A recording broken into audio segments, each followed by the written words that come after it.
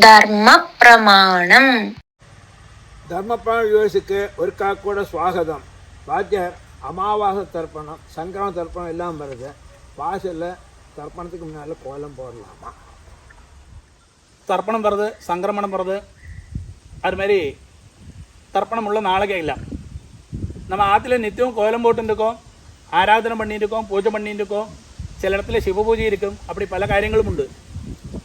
தர்ப்பணம் തന്നെങ്കിൽ മാത്രം ചൊല്ലുവാൻ തർപ്പണத்துக்கு ശേഷം, അതായത് തർപ്പണം ആത്തിനെ പണിക്കഴിഞ്ഞാൽ ഉടനെ ഭാഷയിലെ കോലം പൊട്ടുക വരും. സംക്രമണத்துக்கும் അത് തന്നെ. ചില വിശേഷ പണ്ടികை നൈമിത്തികമായിട്ട് വരും.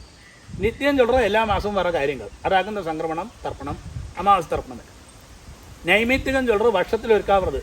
ഇപ്പോൾ പൊങ്കൽ, അതായത് പൊങ്കൽ പണ്ടിക വന്ന് അന്നേക്ക് பார்த்து കഴിഞ്ഞാൽ സംക്രമണവും വരും, മകരദേവി സംക്രമണം. അപ്പം ചൊല്ലുവാൻ നീ ആദ്യം അത് മുഖ്യமாக പണിക്കോ. ഇപ്പോൾ ദീപാവലി വരും, അപ്പോൾ അതൊക്കെ മുഖ്യത്വം കൊടുക്കണം. അപ്പോൾ ചില വ്യത്യാസങ്ങളുണ്ട്. അപ്പോൾ പൊതുവേ എന്താ മാസം വர കാര്യങ്ങളിലെല്ലാം തർപ്പണത്തിന് ശേഷം നീ കോലം പോട്ടുക്കോ, തുടർന്ന് ആരാധനകളെല്ലാം പണിക്കോ, அப்படி ചൊല്ലുവാൻ. അത് അതോട് ശരിயான ശാസ്ത്രവും വിധിയും.